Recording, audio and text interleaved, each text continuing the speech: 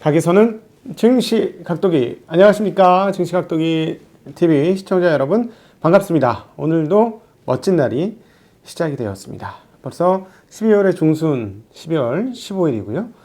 이제 올해도 16일밖에 남지 않았습니다.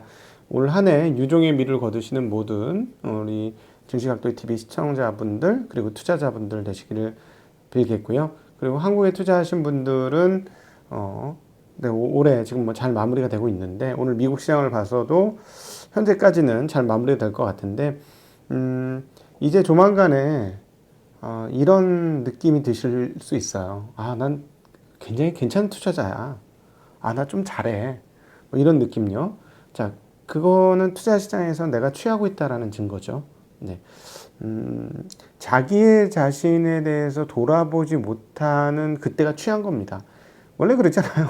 술을 먹고 취하면 인사불성이 되잖아요. 인사불성이 되는 핵심적인 그게 뭐예요? 네. 사리 분별을 잘 못하더라는 거. 그리고 투자 세계에서 사리 분별을 못하는 건 내가 어떤 존재인지 잘 모른다는 거. 그래서 그런 측면에서 상당히 그 목표 수익률을 낮추는 거는 의미 있는 행동 중에 하나입니다. 내가 이 정도 목표 수익률만 해도 되게 잘한 인물이다. 이렇게 생각하는 거. 그런 것도 되게 필요하다는 거죠. 물론 열심히 한 것에 따라 수익률은 달라집니다. 열심히 노력하면 결과는 분명히 좋아요. 그래서 사실은 투하 시간 대비 수익률은 저는 개인적으로 판단하기에 정비례한다고 봅니다. 그런데 계속 말씀드리지만 방송을 보고 하는 거는 일종의 워밍업이에요. 워밍업. 그러니까 유튜브 방송을 본다든가 거시경제 흐름들을 본다든가 이런 모든 것들은 운동으로 치자면 준비 운동입니다. 근데 준비 운동은 어떤 운동이든 다 해요. 야구 선수든 축구 선수든 씨름 선수든 농구 선수든 뭐 체조 선수든 수영 선수든 발음이 안 되네. 몸풀기는 시작하기 전에 합니까 안 합니까? 다 똑같아요. 그러니까 방송을 보거나 뭐 이런 것들은 그런 일과 중에 하나다라고 생각하시는 게 맞을 것 같고요. 본격적인 거는 자기 장기들이 있어요. 내가 정말 잘하는 분야, 섹터, 뭐 이런 쪽 특기들이 있습니다. 여기서 깊이 파 들어가셔야만 그게 내 장기가 되는 거예요. 네. 물론 운동선수들 보면 타고난 운동선수들 무슨 운동이든 다 잘합니다. 그럼에도 불구하고 갑자기 축구 선수가 골프를 치라고 그러면 잘 칠까요? 시간 상당히 걸릴 거예요. 그러니까 익히는데 시간이 걸릴 수밖에 없는 거거든요. 그러니까 이거 잘한다고 저거까지 바로 잘하는 건 아닙니다. 그래서 내 분야, 내가 투자할 수 있는 전공 분야를 잘 다루는 것도 상당히 중요하다는 말씀 드리고 싶습니다. 자, 오늘 미국 시장 정리해 드리도록 하겠습니다. 미국 시장은 간단하게 이렇게 말씀드리면 되겠어요. 백신이 시작되었으나 락다운 규모가 커졌기 때문에 다시 한번 언택과 컨택이 차별화되는 양상이 보여졌다라고 정리해 볼 수 있을 것 같습니다. 물론 뭐 그렇게 딱 규정 짓기는 어렵습니다만 전통주와 산업주들이 약세를 보여주고 기술주들이 강세를 보여주었다라는 점에서 이런 흐름들을 말씀드릴 수 있겠습니다. 또다시 뉴욕에서 전면적인 봉쇄 이야기가 나오고 있고요. 영국에서도 2단계를 거쳐서 3단계 락다운이 이야기되고 있고 뭐 독일은 이미 락다운을 하고 있다라는 뉴스가 타전되고 있는 상황이기 때문에 일단 이 락다운에 더 초점을 맞추는 거죠. 백신은 제가 뭐라고 말씀드렸나요? 네, 다가온 과거 이렇게 말씀을 드렸습니다. 지금 백신은 3월까지는 미국의 경우 약 1억 명의 사람들이 접종을 맞을 수 있을 거라고 보여지고요. 자, 그렇다면 정상화는 3월달 이후 정도로 본격화되지 않겠느냐 이렇게 생각하시는 게 맞겠죠. 자, 미국 인구가 굉장히 많습니다. 미국 인구가 한 3억 명 정도 되기 때문에 그럼 이거 지금 뭐 추가로 뭐 1억 도수 더 달라고 요청을 했다고는 합니다만은 결국은 다 맞는데 거의 상반기 다 들어가는다는 개념이 드는 거죠. 물론 모더나도 백신 긴급 승인을 냈습니다. 그래서 훨씬 더 빠른 속도로 진행되어지고 있기 때문에 뭐 3월까지 1억 명이 맞았으니까 뭐 9월까지 3억 명 이런 건 아닐 것이고요. 상반기 안에 다 끝날 것은 보여집니다만 그럼에도 불구하고 시간은 걸리고 현실 상황은 락다운이다 라는 것이 시장에서 기술주들 강세, 산업 전통주들 약세의 흐름으로 나타난 것이다. 이 정도로 오늘 시장을 간단하게 정리한다면 할 수 있을 것 같아요. 지수 한번 살펴보고 진행합니다. S&P 500은 0.44% 빠지면서 3,647을 기록했고 다우는 0.62%가 빠지면서 29,861. 나스닥은 0.50% 상승했습니다. 12,440. 러셀 2000은 0.22%가 상승한 1,915를 기록을 했습니다. 유럽은 영국은 빠지고 다른 나라는 올랐는데요. 유로스탁스 50은 0.52% 상승, 영국은 0.23% 하락, 프랑스는 0.37% 상승, 독일은 0.83% 상승을 했습니다.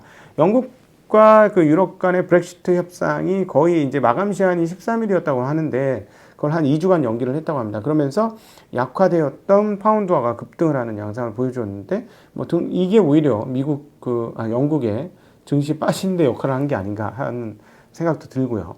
달러 지수는 유로화 대비로 약세입니다. 한 0.4% 정도 대 약세를 보여주었는데요. 90.65를 기록하고 있고 유로 달러는 1.2147을 기록했습니다.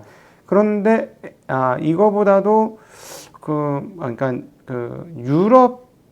유로화만 강세인 거예요. 오늘은 그게 맞습니다. 앞서 잠깐 브렉시트가 연장되면서 좀 안심됐다 하는 것들이 가장 크게 반영됐다라고 말씀드릴 수 있겠고요.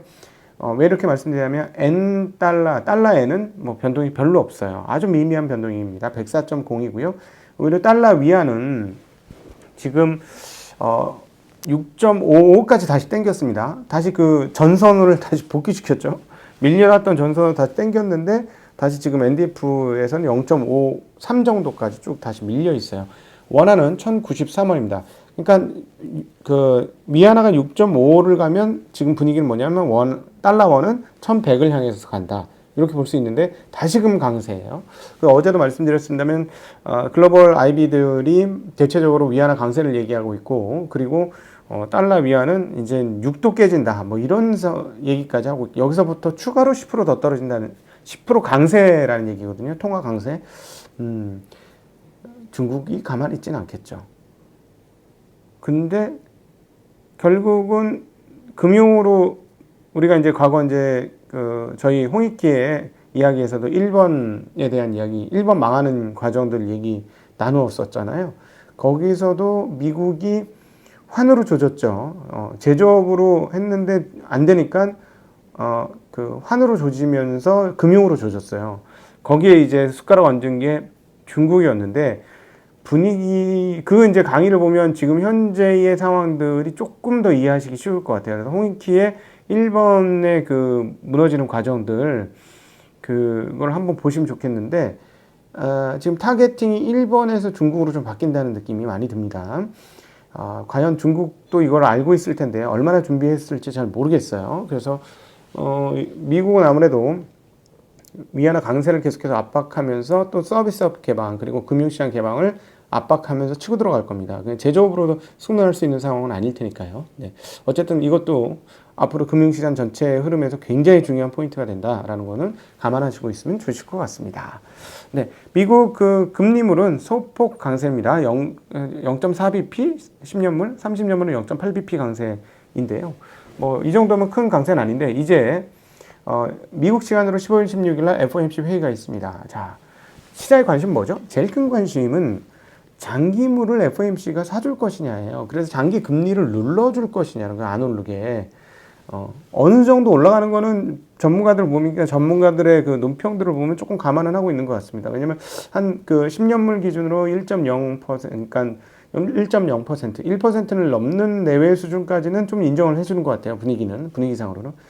근데 거기서 이제 추가로 한 단계 더 올라가지 않게 되기를 바라는 모양새가 상당히 많이 포착이 되는데 과연 어떻게 될지 모르겠습니다. 계속해서 최근의 흐름들은 그 본전금리는 상당히 높은 상태, 10년 본전금리가 1.8대 중반에 있잖아요.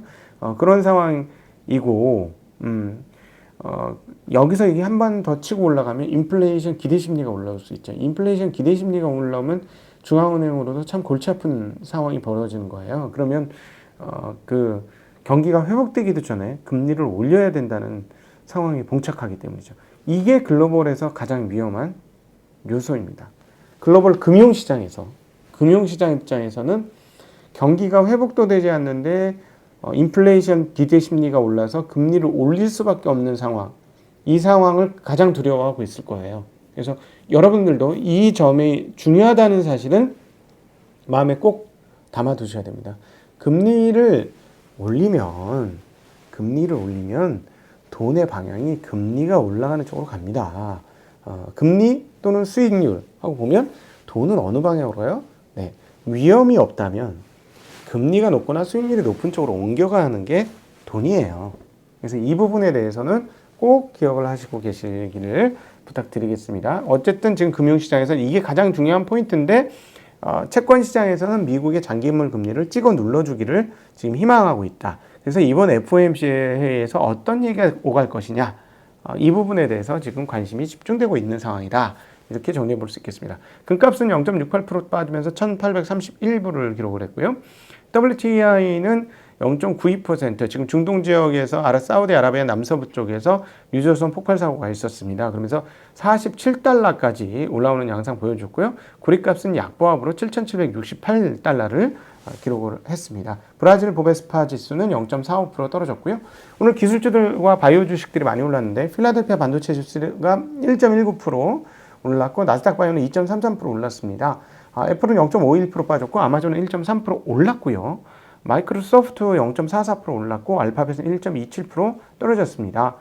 페이스북 0.23% 올랐고요. 자, 이제 테크 주식들 볼게요. 다 올랐어요. 인텔 1.49, 퀄컴 1.39, 마이크론 테크놀로지 1.4, AMD 3.4, 엔비디아 4.8% 올랐습니다. 네. 잘못 만든 엔비디아 2.2% 올랐습니다. 엔비디아 2.2%. 네, 그래서 다들 굉장히 많이 오르는 모습 보여줬고요. 테슬라 이제 S&P 500 진입을 앞두고 있는 테슬라 큰 폭으로 급등했습니다. 4.89% 올랐고요. 넷플릭스는 3.8% 올랐습니다. 전통주와 은행주들은 떨어졌는데요. 웰스파고는 1.5% 떨어졌고 버크셔 1.5% 하락.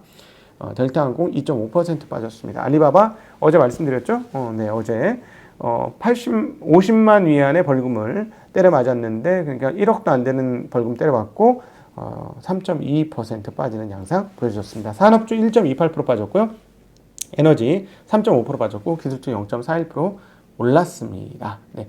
뉴욕에서 백신 접종 시작이 되어졌고 말씀드렸던 대로 뉴욕 시장이 조만간 전면적인 봉쇄 조치를 단행할 것이다라고 얘기했고, 앤드류 쿠오모 뉴욕 주지사도 뉴욕에 더 강한 봉쇄 조치를 단행할 수 있다라는 이야기를 하였습니다. 부양책 관련해서는 협상 가능성이 조금 더 높아지고 있는 분위기인 것 같아요. 왜냐하면 원래 한 9,080억 달러가 9,560억 달러 이 정도를 준비를 하고 있었는데, 그 중에서 문제가 되는 게 기업 책임 문제, 그 다음에 주정부 지원 문제, 이 두 가지가 서로 갈린다고 했었는데요. 이 부분이 약 1,600억 달러인데 이 부분만 반란해서 빼고 나머지 7,480억 달러로 부양안을 의회에 제출할 가능성이 상당히 높아지고 있다라는 뉴스가 나오고 있습니다. 네, 그래서 이렇게 된다면 부양책은 통과될 가능성은 좀 있을 것 같고요. 자, 이제 부양책이 통과되고 나고 이제 백신은 지나갔고 부양책이 통과되고 나면 과연 미국 시장은 어떻게 될까요? 역시나 그 다음은 결국 실적이 좋아져야 되는데, 지금처럼 봉쇄 조치가 된다면 실적이 좋아지는 게 한 분기 정도 뒤로 늦춰질 수 있다는 걸 지금 시장에서 인식하고 있다는 것이죠. 그래서 거기에 상관없는 기술주, 언택주들은 괜찮았고 컨택주들은 좋지 않았다라고 보시는 게 오늘 장에 대한 정리로 말씀드릴 수 있을 것 같습니다. 코로나로 이제 미국의 사망자 30만 명에 이르고 있는 상황입니다. 자, 한국도 계속 조심하시고